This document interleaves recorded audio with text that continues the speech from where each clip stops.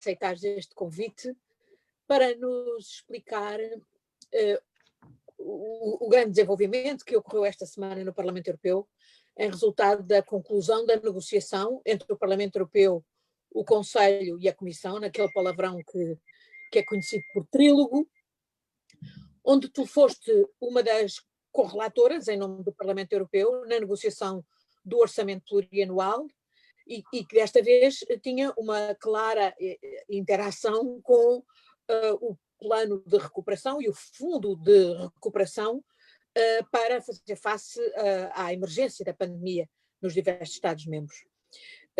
O Conselho, em julho, decidiu, o Conselho onde se sentam os governos da União Europeia, decidiu. O Parlamento, na altura, deu as boas-vindas à decisão do Conselho, mas depois foi analisar em concreto e achou que era preciso mais dinheiro e, sobretudo, tanto quanto eu sei, tu dirás e explicar-nos o que é que foi exatamente a posição do Parlamento, mas a percepção que eu tenho é que o Parlamento entendeu não só que era preciso mais dinheiro para o orçamento por 7 anos, portanto, da União Europeia, como era preciso garantir que o fundo de recuperação, portanto, o fundo de emergência, para fazer face às implicações da pandemia, precisava de ser financiado por recursos próprios e não onerar o orçamento da União Europeia ainda mais. Diz-nos, Margarida, o que é que se alcançou, como é que foi a gestão do Parlamento, que foi realmente muito importante, decisiva, porque este acordo, tanto quanto eu percebo, é realmente histórico. Margarida, muito obrigada e tens a palavra. Obrigada, Ana. Evidentemente, com essa introdução, quem conhece bem o Parlamento não poderia fazer uma introdução diferente. Eu devo dizer que aceitei o convite para estar aqui. Como sabes, não sou tua apoiante, nem tua, nem nenhum candidato até agora, mas aceitei com todo o gosto e comentando até no Facebook algo que foi lá escrito no teu póster, eu disse aceitaria qualquer candidato, só não aceitaria o André Ventura.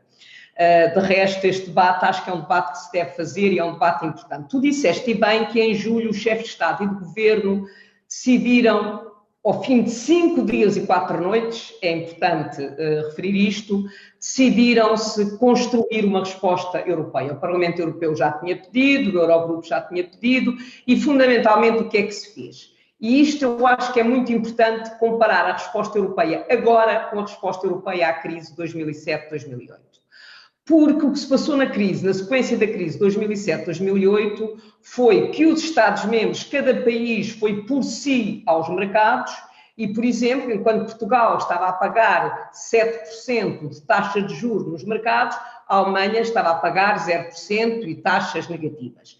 E, portanto, houve alguns Estados-membros que foram claramente atacados pelos mercados financeiros. O que é que se passou desta vez, e isso acho que é um progresso muito importante, é que desta vez não é cada Estado-membro que vai ao mercado, é a Comissão Europeia que vai aos mercados, em nome da União Europeia, para constituir um fundo de recuperação, que se chama Next Generation EU, e para depois distribuir pelos Estados-membros para apoiar financeiramente o seu plano de recuperação económica e social.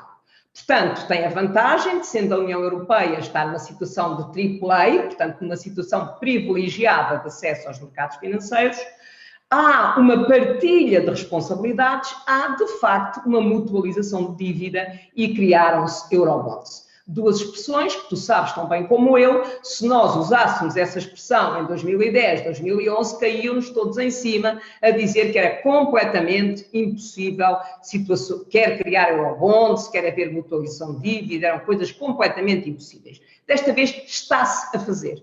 Infelizmente ainda não posso dizer fez-se, mas está-se a fazer. E os líderes europeus decidiram fazer. Mas há 2 problemas. O primeiro é que os chefes de Estado e de Governo entenderam que este fundo de recuperação devia estar ancorado no orçamento plurianual da União Europeia. E bem, porque efetivamente é orçamento da União Europeia e é a única forma de assegurar a transparência no funcionamento deste fundo, porque obedece às mesmas regras do orçamento da União Europeia. Por um lado. Por outro lado, os chefes de Estado e de Governo decidiram incluir, e isso é completamente original, incluir no orçamento da União Europeia uma linha orçamental dívida. Pela primeira vez na história da União Europeia se criou uma linha orçamental dívida, que faz saltar a escola de Chicago pura e dura, mas efetivamente houve esse princípio. E nessa linha dívida há 12,9 mil milhões para pagar os juros deste empréstimo, desta ida ao mercado da Comissão Europeia para as garantias e, digamos, se sobrar algum dinheiro, pode ser descontado naquilo que os Estados-membros vão ter que pagar a seguir a 2028. Ora, isto no funcionamento normal dos mercados, como agora, em que as taxas de juros estão próximas de zero.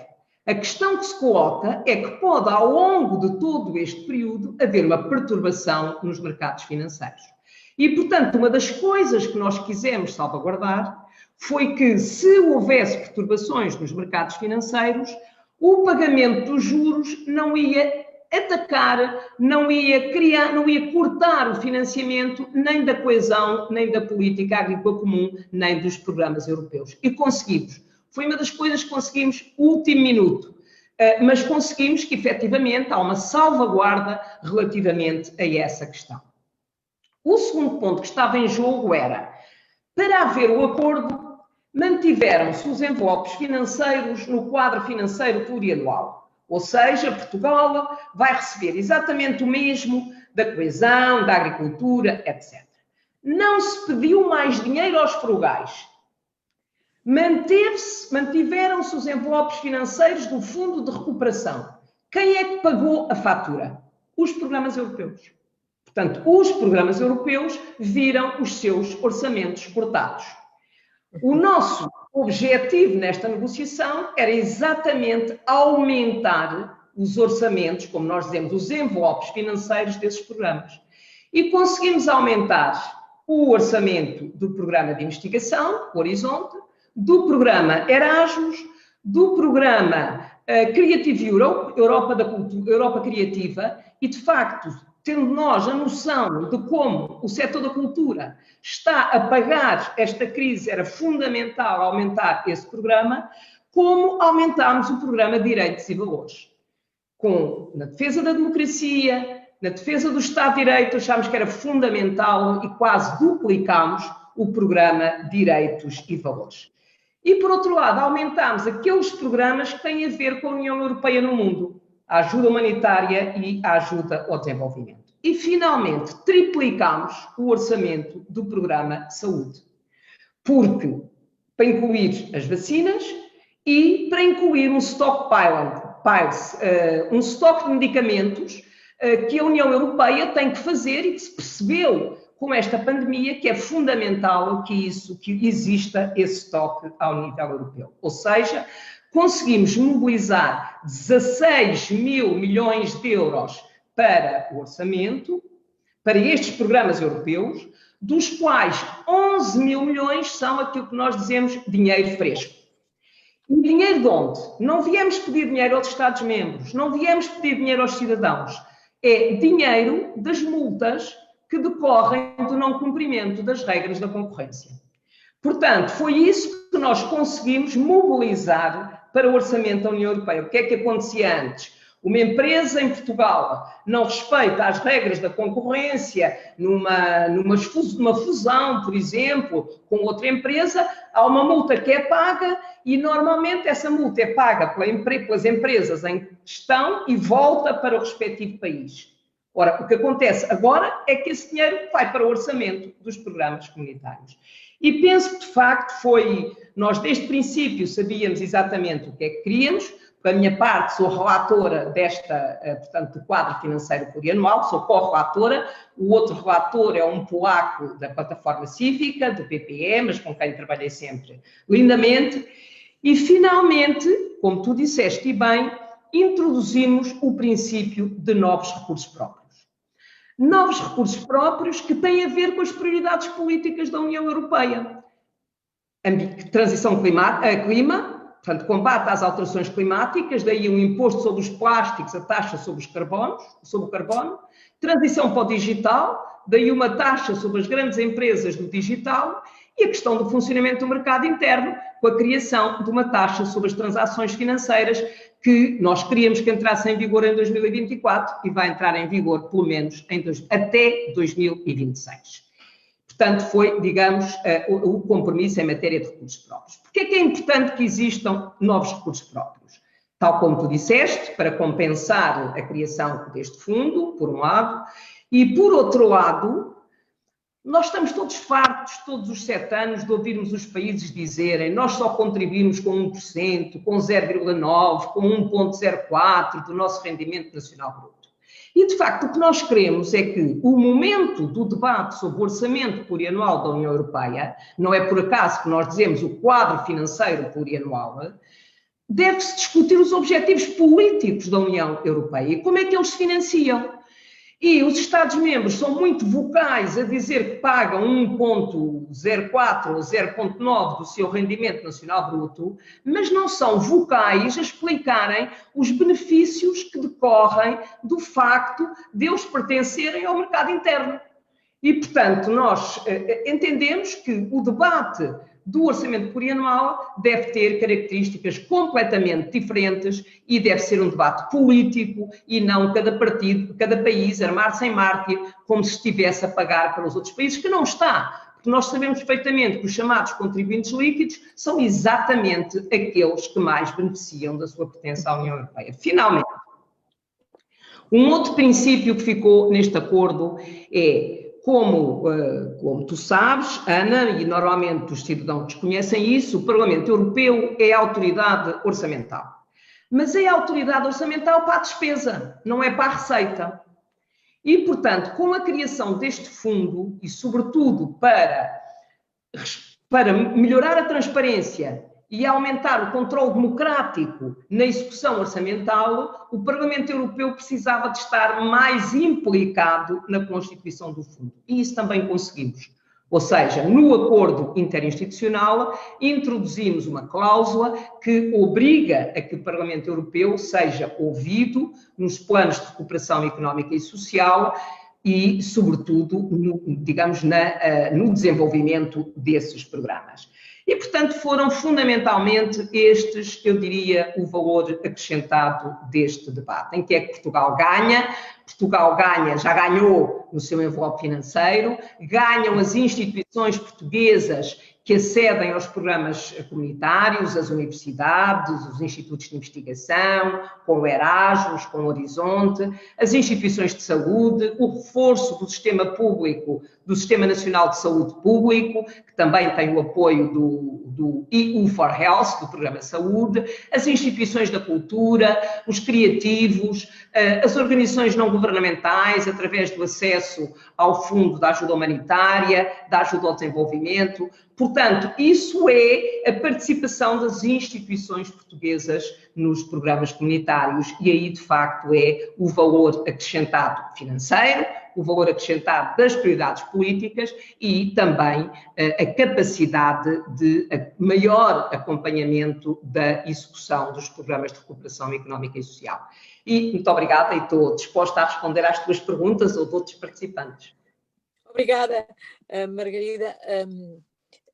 É uma excelente descrição desse aturado trabalho e imagino que tu dir-nos até, será bom partilhar, como foi difícil, como precisou de uma estratégia negocial por parte do Parlamento, porque é um grupo de parlamentares que têm essa função de correlator dos diferentes aspectos orçamentais que se junta para, na base de uma resolução aprovada pelo Parlamento que fixa as metas estratégicas, mas depois para também acertar a tática, porque a negociação com o Conselho, onde se sentam os governos, é realmente muito difícil. A regra é muito mais difícil com o Conselho do que propriamente com a Comissão. O Parlamento e a Comissão até tendem a ser aliados. Dir-nos como é que isso passou e também o que é que vai passar-se a seguir, porque, embora isto resulte, portanto, de um compromisso em que vincula o Conselho, a Comissão e o Parlamento, A verdade é que vamos aguardar um bocadinho, não sei se me estás a ouvir, estás. Já se anuncia que países como a Hungria e a Polónia podem querer boicotar isto não só no Conselho, sobretudo porque agora é suposto entrar-se numa fase de ratificação pelo Parlamento Europeu, mas também pelos Parlamentos Nacionais. E a Hungria e a Polónia, que estão muito irritadas, porque, entretanto, o Parlamento, e bem, finalmente conseguiu passar também, por acordo com o Conselho e com a Comissão, uma diretiva, ou um regulamento, não sei exatamente o que é, que diz que os países que violam de forma sistemática o Estado de Direito, como é exatamente o caso na Hungria e na Polónia, com todo o tipo de medidas de coartar a independência dos magistrados, de coartar a independência académica, de obstáculos e restrições à liberdade de imprensa, etc. Portanto, esses países poderão ficar impedidos de ter acesso a fundos. E então anuncia-se que eles podem retaliar, justamente boicotando a ratificação pelos Parlamentos Nacionais. Há quem diga que isto é um bocado de bluff, porque estes países dependem imensamente dos fundos europeus, tanto a Hungria como a Polónia. E, portanto, não podem dar-se ao luxo de facto, obstaculizar o orçamento plurianual. Diz-nos, Margarida, o que é que tu pensas que vai passar-se, para além desse outro aspecto da complexidade negocial, para os nossos amigas e amigos que nos estão a ver perceberem como é realmente aturado e complexo esse trabalho que nós fazemos no Parlamento Europeu? Bom, o trabalho de negociação é um trabalho, como sabes, um trabalho muito complexo. No caso, os relatores do quadro financeiro plurianual sou eu e um polaco, como disse há pouco, e a equipa de negociação são mais 3, um outro do PPE, uma do Renew e um dos Verdes. Portanto, temos aqui já 4 famílias políticas que nem sempre tínhamos a mesma posição e tínhamos que fazer sempre reuniões de concertação entre nós antes de irmos para os trílogos. Fizemos 11 trílogos, sendo que o último foi como se fossem 3, porque foram assim desde as 8 da manhã até às 10 da noite, seguido, sem interrupção. Só tínhamos que interromper de vez em quando meia hora para desinfetar as cabines de interpretação. Mas, de resto, foram horas seguidas e, de facto, quando nós chegámos ao fim, estávamos muito, muito satisfeitos. Agora, a questão que tu colocas... Exato. Não, nós nem dávamos por cansaço. Mas a questão que tu colocas é uma questão que já vem dos teus tempos de deputada europeia. O Parlamento Europeu há muito tempo que tinha colocado a questão de que para aceder aos fundos estruturais tinha que se respeitar o Estado de Direito. Ou seja, o princípio de que o dinheiro dos cidadãos europeus não pode ser usado contra os valores europeus para promover, mas sim para promover os valores europeus. E, além das questões da corrupção, da não independência dos tribunais administrativos, etc., e o Parlamento é muito vocal há muitos anos da existência de um mecanismo de Estado de Direito associado ao quadro financeiro plurianual. Deixa-me só fazer um parênteses, lembrar que foi na sequência do relatório que o nosso eurodeputado Rui Tavares fez sobre a Hungria, que justamente se concluiu que era absolutamente necessário esse mecanismo de aplicar o chamado artigo 7º dos tratados. Exatamente. Ora, este mecanismo Estado de Direito, que agora houve um acordo político também sobre o mecanismo Estado de Direito a semana passada, na semana anterior, 2 ou 3 dias antes do nosso acordo político.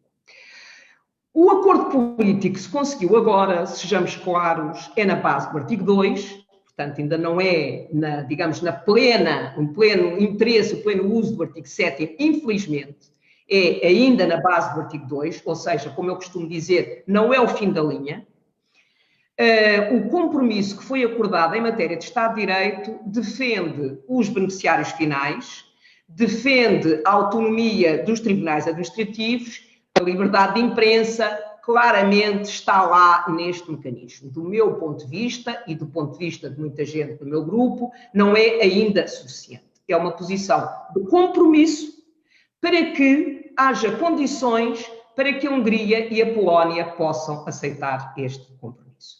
Eu digo desde julho, quando começámos a discutir esta questão, eu sempre disse, há um elefante na sala, e o elefante na sala chama-se Estado de Direito. E, portanto, a situação neste momento é a seguinte: há um acordo político com o Parlamento e com o Conselho sobre o quadro financeiro plurianual. Há um acordo político sobre o Estado de Direito. Há um acordo político sobre os recursos próprios. Mas, agora, o Conselho tem que aprovar no Conselho a abertura do processo de ratificação por parte dos Parlamentos Nacionais sobre recursos próprios para que a Comissão possa ir aos mercados para constituir este fundo. E é aí que está a dificuldade. E a Hungria, a semana passada, o Sr. Orbán escreveu uma carta à Presidente da Comissão, ao Presidente do Conselho, do Parlamento, etc., a dizer que, se houver mecanismo de Estado de Direito, veta a abertura do processo de ratificação. E, portanto, a situação é muito difícil e muito sensível, porque a última coisa que nós queremos é destruir esta resposta europeia e a criação deste fundo. E, portanto, o que nós temos estado a trabalhar é no sentido de que seja votado no mesmo dia o Estado de Direito, o quadro financeiro plurianual e a abertura do processo de ratificação. Porque se o Conselho, porque é assim, a Hungria beneficia brutalmente do Fundo de Coesão, mas não é tão beneficiária assim do Fundo de Recuperação. Portanto, enquanto Portugal tem uma posição equilibrada, temos metade no Fundo de Recuperação, um terço no Fundo de Recuperação, 2/3 no quadro financeiro plurianual, a Hungria é diferente. E, portanto, o que a Presidência tem que fazer, e é para isso que nós temos estado a trabalhar muito intensamente com os embaixadores, a todos os níveis, no sentido de que o quadro financeiro plurianual não seja aprovado antes da ratificação para a abertura do processo de ratificação pelos Parlamentos Nacionais, porque senão nunca teremos. E, portanto, isto é a questão que está agora em jogo e que nos preocupa bastante. Portanto, nós tínhamos o problema dos frugais, que achavam que o mecanismo de Estado de Direito não era suficientemente forte. Nunca percebemos se eles eram assim porque queriam um mecanismo mais forte ou porque não queriam o Fundo de Recuperação, ou as duas juntas, mas conseguimos que eles aceitassem o mecanismo que nós acordámos e, depois de tudo isto, a Polónia e a Hungria dizem que não votam. Mas é importante chamar a atenção para uma coisa que é a seguinte: enquanto o mecanismo de Estado de Direito é aprovado por maioria no Conselho, portanto, pode ser aprovado com voto contra da Hungria e da Polónia, a ratificação por parte dos Parlamentos Nacionais tem que ser votada primeiro por unanimidade e depois por cada um dos Parlamentos Nacionais. E, portanto, é uma coisa que se resolve para a semana daqui a 15 dias. Agora, uma coisa é certa, é inaceitável que a resposta europeia tenha sido acordada em julho e que todos nós sabemos que o processo de ratificação dos Parlamentos Nacionais normalmente demora um ano. No caso do SURE, demorou 3 meses e meio porque houve imensa pressão. Está bem, teve o mês de agosto no meio, portanto, talvez consigamos fazer isto em 2 meses. Mas é preciso... Explica, por favor, o que é o SURE, que acabei de... O SURE é o programa europeu que foi criado, tens toda a razão, é o programa europeu que foi criado para apoiar os Estados-membros em todos os mecanismos de layoff e de proteção do emprego. Portanto, foi criado um mecanismo europeu que se chama SURE, exatamente, tem como objetivo mobilizar, é também um fundo, mobilizar financiamento para apoiar os Estados-membros em todos os mecanismos de proteção ao emprego. Por exemplo, Portugal teve aí apoio para o sistema de layoff, por exemplo. E, portanto, esse fundo levou 3 meses e meio a ser ratificado pelos Parlamentos Nacionais. Mas é uma insignificância comparando com a dimensão deste fundo que agora estamos a criar, que é de 750 mil milhões de euros, que é de facto a resposta... É a bazuca. Esse fundo é chamado bazuca. Exatamente, este é a bazuca, o outro é uma armazinha muito ligeira, comparando com esta.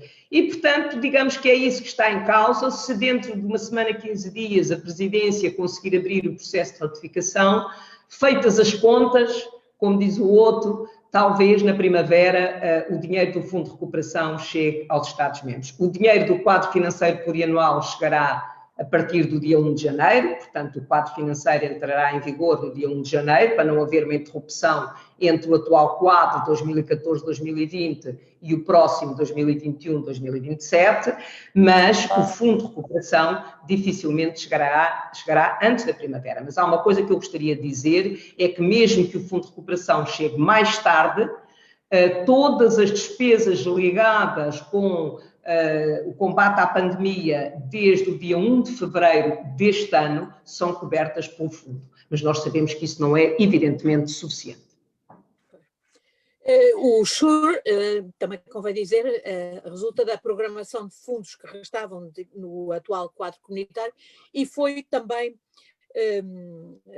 rapidamente mobilizado graças à intervenção, está na competência da nossa comissária, a comissária Elisa Ferreira, e é, portanto, à conta desse fundo que já os Estados-membros estão a poder beneficiar para acorrer a algumas das emergências da pandemia, designadamente os layoffs, como tu disseste. Portanto, a partir de 1 de janeiro haverá o dinheiro do fundo do quadro comunitário e depois resta então a bazuca que, com sorte, como tu dizes, a partir da primavera, no pressuposto que os Estados-membros também acelerarão a ratificação e não haverá este obstáculo por parte da Hungria e da Polónia, entretanto, portanto, a Comissão vai aos mercados buscar o dinheiro. Bom, e então, numa fase subsequente, admitindo que tudo vai funcionar assim, vamos ter então recursos próprios, segundo esse acordo, para financiar os custos, digamos, da Comissão ir ao mercado.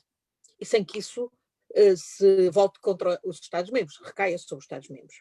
Claro. Eu penso que essa decisão é da maior importância, é talvez o aspecto, historicamente, das maiores repercussões para o futuro, porque é quebrar o molde do financiamento da própria União Europeia e é acentuar a importância dos recursos próprios. E tu já explicaste, Margarida, que isso não vai ser feito à custa dos Estados-membros, nem à custa dos cidadãos, vai ser feito à custa dessas outras financiamentos que a União tem e que hoje, de que hoje não beneficia. Tu falaste das multas pelas violações do mercado interno. Deste um exemplo, pode ser, por exemplo, imagino eu, dir-me-ás tu, também as multas que resultem de, por exemplo, os auxílios de Estado ilegais, que foi o fundamento para a Comissão Europeia ir obrigar países como a Irlanda e outros a irem buscar, por exemplo, o dinheiro que não recebiam a título de impostos de várias multinacionais. Faziam acordos com os governos por baixo da mesa, os chamados acordos fiscais, tax rulings em inglês. Isso é da maior importância e é, de facto, uma pipa de massa, como diria o Dr. Durão Barroso.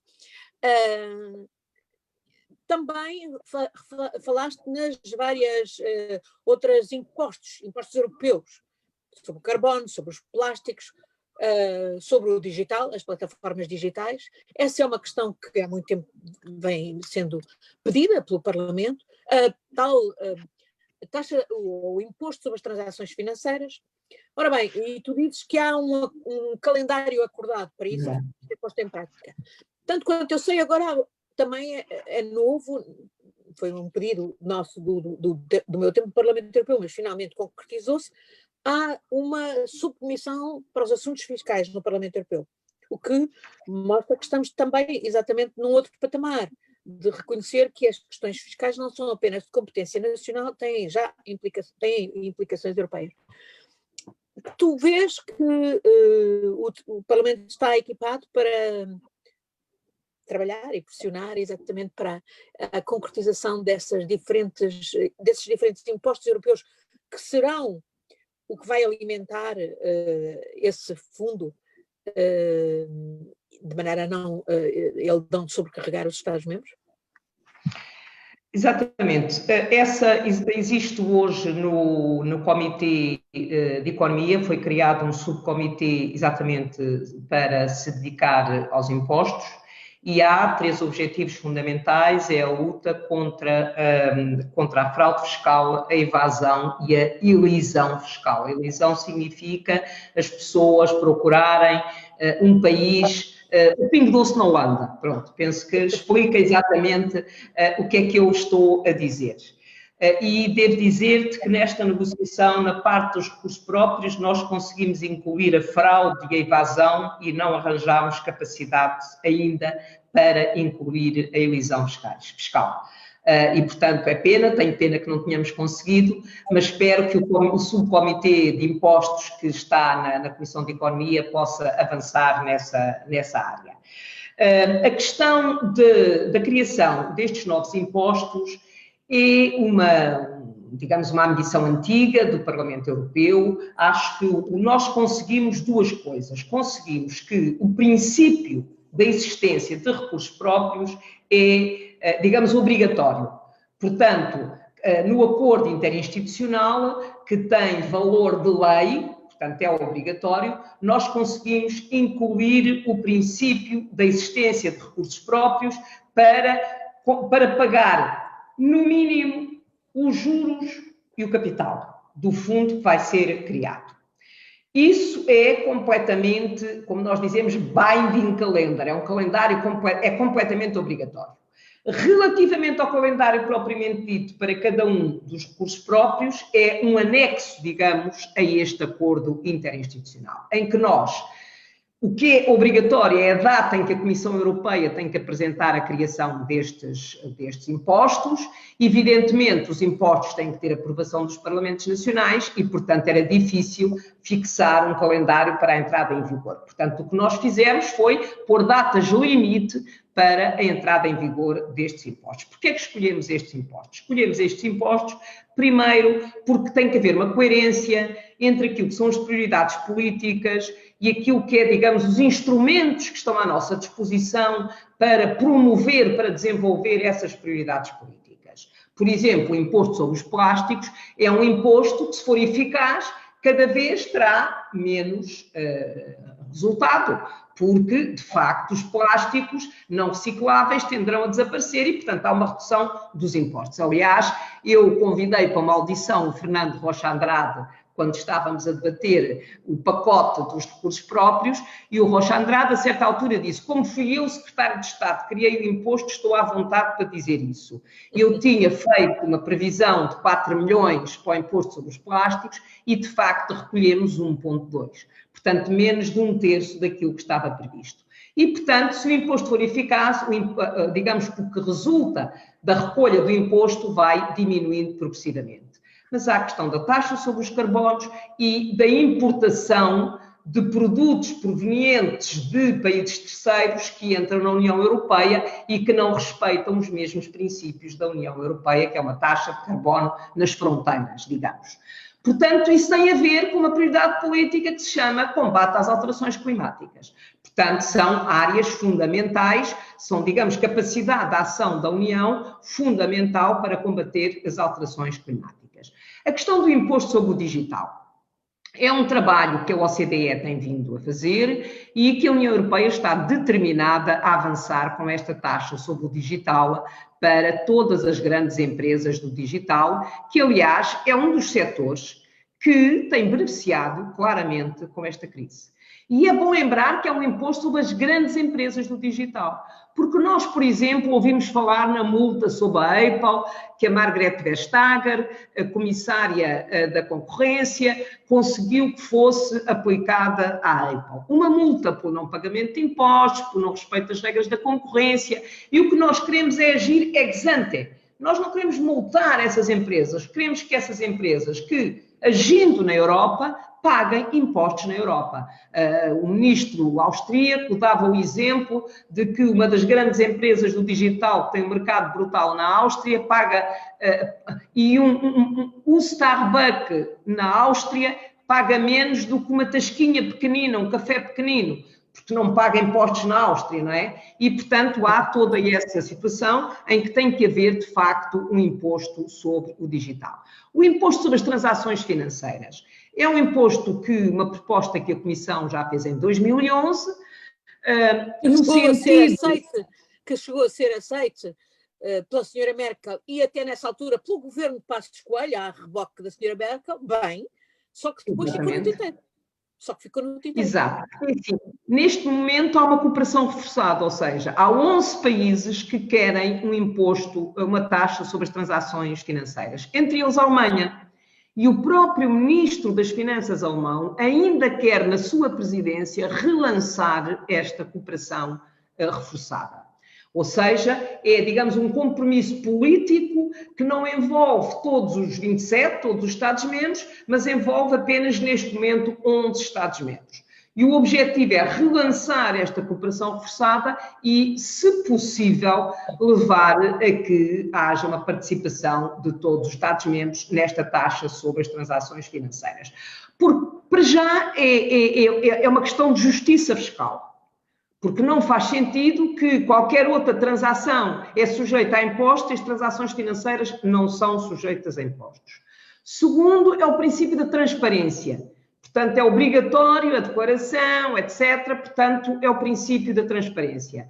E, portanto, é fundamental que esta taxa possa vir a ser criada e, neste caso, vir a ser criada e contribuir para o orçamento, para o financiamento da União Europeia.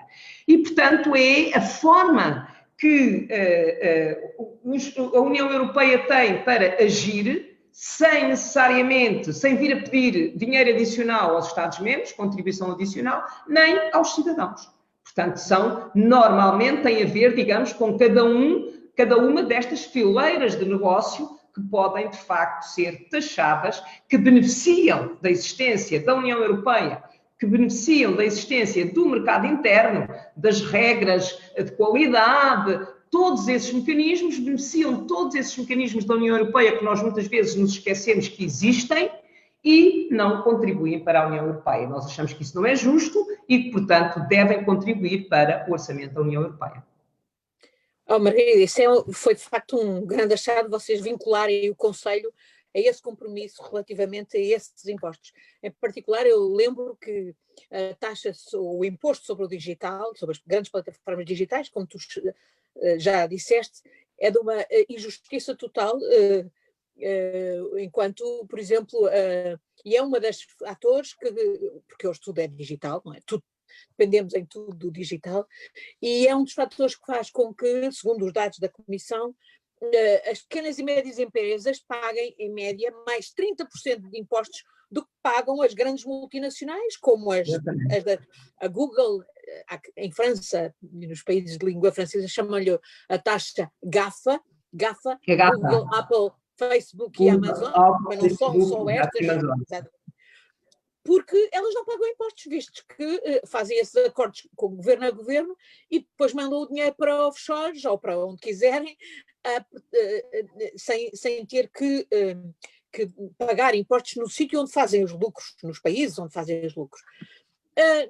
Não sei se vocês trataram disto ou não, se calhar isso não tem tanta incidência no plano agora desta negociação orçamental, mas certamente vai ter que ser tratada em sede da tal subcomissão de assuntos fiscais no Parlamento, é que a Comissão Europeia, a certa altura, no tempo da Comissão Juncker, e tendo o comissário Moscovici a responsabilidade, e estando a puxar por essa taxa sobre as empresas digitais, encontrando imensas resistências de vários Estados-membros, designadamente daqueles que todos eles faziam acordos com essas empresas, e ele disse na altura que essa era uma solução temporária, o tal imposto sobre o digital, porque em última análise o que permitiria resolver o problema da iniquidade fiscal que tu referiste, seria através da harmonização fiscal, através da definição de uma matéria, do que é a matéria coletável de base, para qualquer empresa, seja digital ou não, porque hoje praticamente não há empresas que não tenham também uma dimensão digital.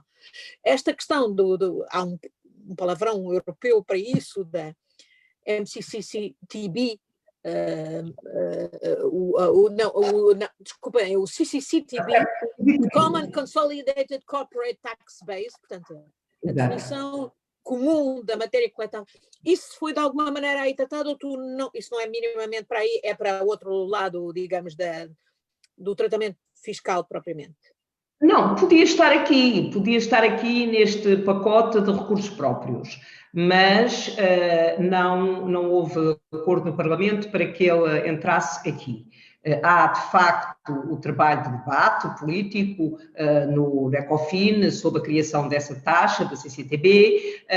A questão que se coloca, e o Pierre Moscovici era um entusiasta desse trabalho, o Mário Centeno também foi, enquanto presidente do Eurogrupo, puxou bastante por essa taxa.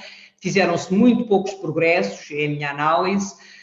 Mas há uma coisa que eu gostaria de dizer. O Moscovici defendeu sempre esse princípio e esta comissão também se empenhou com isso. Van der Leyen empenhou-se com essa posição no Parlamento Europeu, que é Tocaste aí. Tiraste o som. Ok, pronto, peço desculpa. Mas há uma questão fundamental, há um compromisso que que a Presidente van der Leyen assumiu no Parlamento, que é continuar o trabalho no centro. Nós temos uma grande dificuldade, que é a questão da unanimidade. E em matéria de impostos existe ainda unanimidade. E por isso o próprio Moscovici defendia a existência de uma passarela, que é a possibilidade que o tratado dá, se houver acordo entre os países, de se passar da unanimidade para a maioria. Isso é um aspecto que é muito importante aqui na questão dos impostos. Outra questão, que é uma batalha política do Moscovici e que a Presidente van der Leyen assumiu no Parlamento, é o princípio de que o valor deve ser taxado no país onde é gerado. E isso é que é fundamental. Ou seja, eu acho que nem os nossos netos vão ver a harmonização fiscal, mas o princípio do valor ser taxado no país onde é gerado já contribuía muito para a harmonização fiscal. E, sobretudo, porque tu sabes tão bem como eu que há palavras que a gente não pode usar. São palavras tabu. Podemos desenvolver o conceito, mas se usarmos a palavra, pomos logo toda a gente contra nós. E a questão da harmonização fiscal é um bocado isso, é como a questão do federalismo, foi como a questão do tratado constitucional, não foi aprovado, tinha lá o nome constitucional, retirou-se o nome constitucional e a seguir foi aprovado praticamente com o mesmo conteúdo. E a questão da harmonização fiscal tem esse peso. Mas o princípio de que o valor tem que ser taxado no país onde é gerado já dificultava muito as táticas de elisão fiscal a que nós assistimos sistematicamente com países que são verdadeiros, como sabes, paraísos fiscais, como acontece com a Holanda, com o Luxemburgo, porque nós temos tendência a dizer que é Malta e a Irlanda, mas é a Áustria, é a Holanda, é o Luxemburgo. Portanto, são países que têm, de facto, estratégias atrativas do ponto de vista fiscal que promovem a elisão fiscal. E, portanto, se for possível acordar um princípio de que o valor é tributado no país em que é gerado, efetivamente, acho que já seria um grande progresso. Eu estou de acordo. Para mim, no fundo, a harmonização fiscal é um processo. E se calhar estes passos que foram dados agora são passos muito importantes nesse processo. Não vamos, de facto, ver o fim dele, nós e se calhar os nossos filhos, mas já se está a avançar num caminho que era impensável, por exemplo, há 5 anos. E talvez, não sei, a nossa presidência no próximo semestre tenha metas nesta matéria, espero que tenha, e uma muito importante seria levar por diante essa proposta que já vem da Comissão Juncker, de usar a tal unanimidade para decidir que em matéria fiscal se passa a decidir por maioria qualificada. E, portanto, a tal cláusula da passarela que tu acabaste de evocar, e isso permitirá tomar decisões que até agora têm estado bloqueadas, com alguns países a fazerem o papel de mal da fita, mas no fundo a esconder outros por trás, não é? Que fazem de bons e que se vão realizando nesse processo bastante ínvio. Deixa-me perguntar-te, Margarida, ainda mais uma coisa. E o Brexit? Implicações do Brexit foram de alguma maneira levadas em conta neste orçamento, nestas decisões? Tanto mais que agora estamos a falar das questões fiscais e uma das áreas onde se antecipa muito que possa haver um grande potencial de conflito entre nós e a Grã-Bretanha, independentemente da forma como sair, com ou sem acordo, mas uma área onde se prevê grande rivalidade por parte da Grã-Bretanha é exatamente servir de grande offshore para a União Europeia. Já é um bocadinho o papel que tem. Eu costumava dizer que a City de Londres é a mãe de todos os paraísos fiscais. O pai, obviamente, são os Estados Unidos, que criaram o Panamá e as Cayman e por aí fora. Mas, claramente, isso está nas cartas, foi assumido pelas autoridades britânicas. Que implicações é que na negociação sobre o orçamento vocês puderam antecipar relativamente ao Brexit?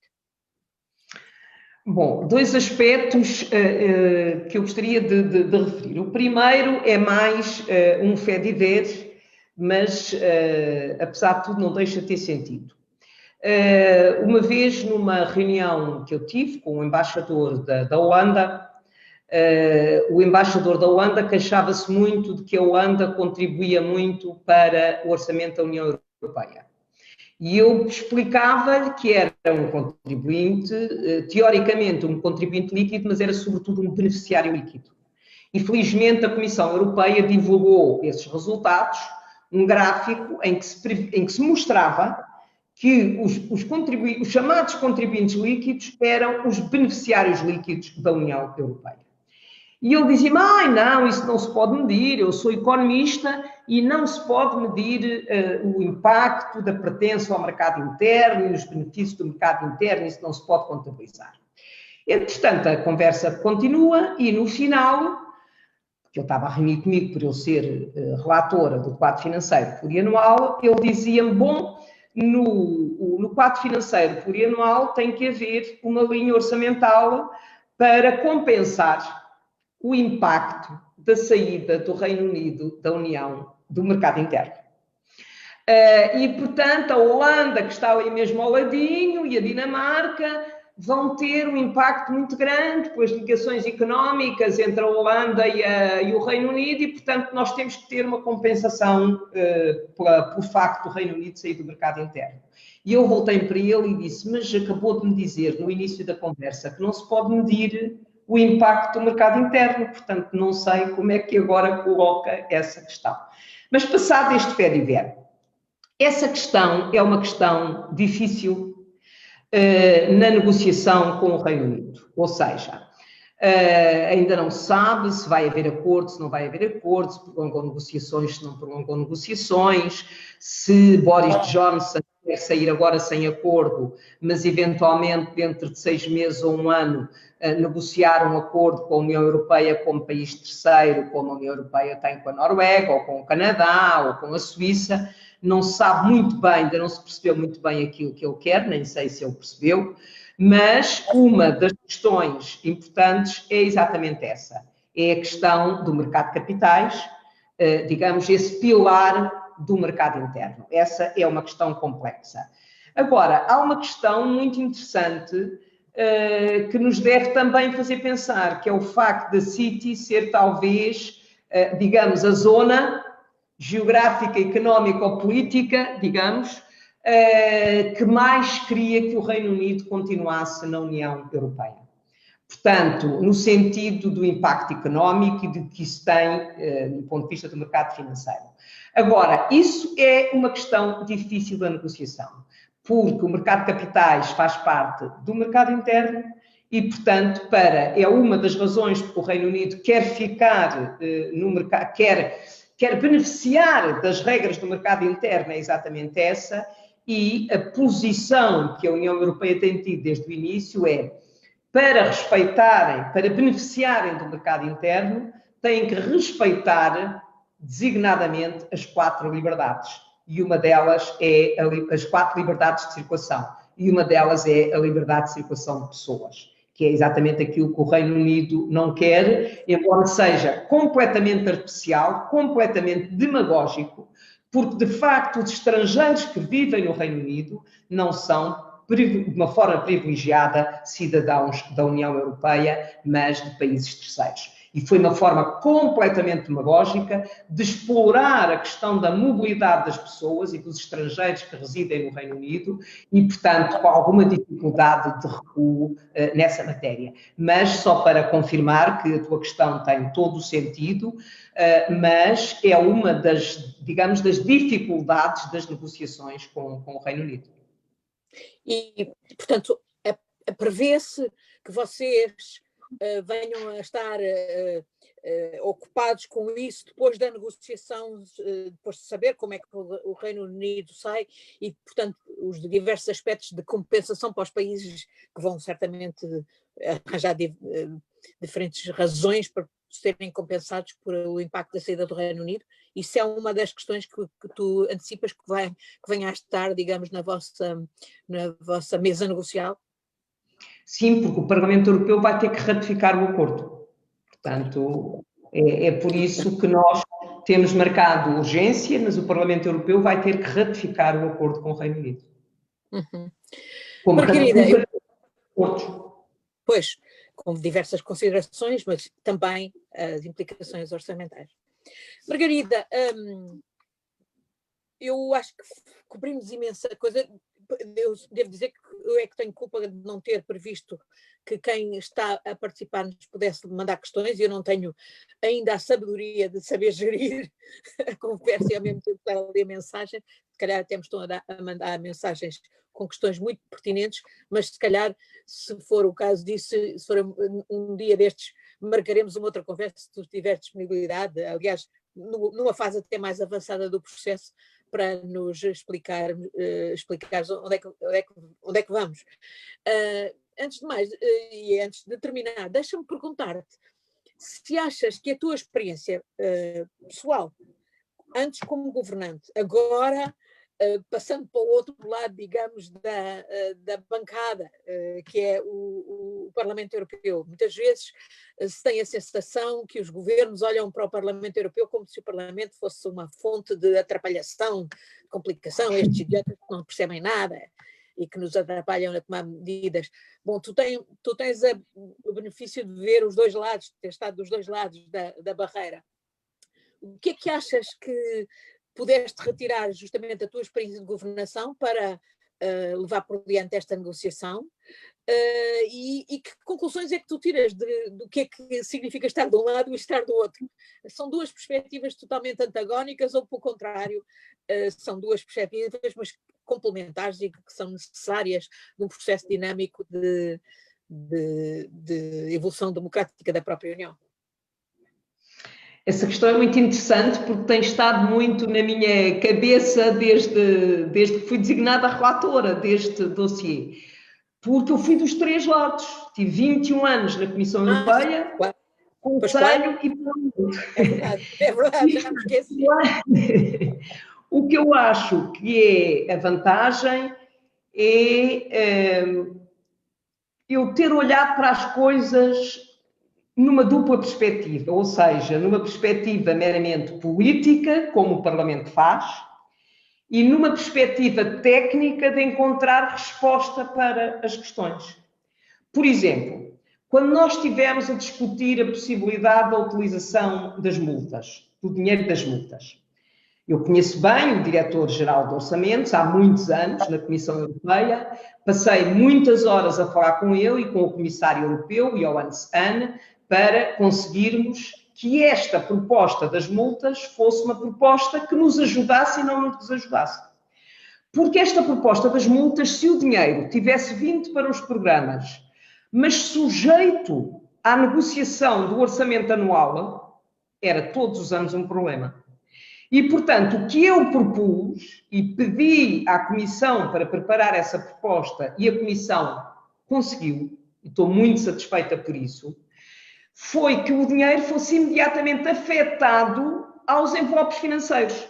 Portanto, é desde já, não é negociação anual. Agora fez já, como nós dizemos, o top-up, o aumento dos envelopes dos programas. E eu acho que consegui fazer isso porque quando a Comissão chegou com a sua proposta, eu coloquei essa questão. Ou seja, é possível tecnicamente fazer esse trabalho. E, de facto, acho que essa minha sensibilidade vem do conhecimento do outro lado. Portanto, isso deu-me um certo gozo, porque não é só eu conhecer as pessoas que estavam a negociar do lado da Comissão, era saber que, tecnicamente, quando a Comissão se esforça, encontra soluções. Porque mesmo a criação do fundo, aliás, o diretor-geral de orçamentos da Comissão dizia a certa altura que no gabinete dele tinha criado um gabinete de gestão de dívida, que era uma coisa que a Comissão nunca tinha feito, nem tinha competência para isso, mas tinha que fazer. E, portanto, a Comissão foi muito criativa e pressionada politicamente, encontrou respostas técnicas para as coisas. E, portanto, eu acho que o facto de ter feito esse percurso, como tu dizes, me colocou numa posição privilegiada para que também não olhassem para mim, lá vem esta parlamentar que acha que não sei o quê, como eles dizem muitas vezes dos parlamentares, que não pensam, são demagogos, são tudo isso, que põem as propostas em cima da mesa sem viabilidade nenhuma. No meu caso, eu procurava dar viabilidade às propostas para não ser objeto dessa crítica. É o que eu sinto pessoalmente como o valor acrescentado de ter estado nas 3 instituições. Muito bem, muito obrigada, Margarida.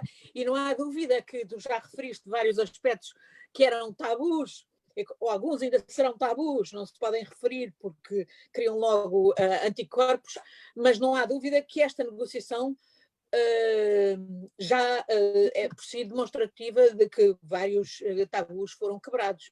Desde logo a utilização dos recursos próprios, o aumento dos recursos próprios, depois, e isso já vinha até também da negociação de julho ao nível do Conselho, a própria noção de mutualização da dívida. Eles não lhe quiseram chamar assim, nem se quiseram falar de eurobonds e de mutualização da dívida, mas como tu explicaste, é exatamente isso que se consegue através deste orçamento. E eu lembro os rios de tinta que foram escritos aqui neste país, por exemplo, com as pessoas que achavam que a mutualização da dívida era não apenas possível, mas desejável. E os eurobonds, portanto, como uma das formas de mutualização da dívida, eram possíveis e desejáveis. E outros que diziam nem pensar, jamais. E agora, aqui temos, de facto, este orçamento a demonstrar que esse tabu está quebrado. Mas é a mutualização da dívida da pandemia, não é a mutualização das dívidas todas. Exatamente. Mas é a mutualização da dívida da pandemia e é a Comissão a ir aos mercados em benefício de todos os Estados-membros e de alguma maneira, bom, até de alguma maneira também já havia mutualização da dívida através das próprias iniciativas do Banco Central Europeu, não é? Não se lhe chamava, mas era o chamado helicopter money. Margarida, muito obrigada. Para mim foi um privilégio poder ouvir diretamente da tua boca esta experiência negocial e os principais avanços e também os principais desafios com que ainda estamos confrontados. E eu prometo que numa próxima vez nós abriremos a outras pessoas que queiram colocar questões. Está bem? Muito obrigada. Muito obrigada também. De usarmos este tempo que estamos a ter que passar em casa.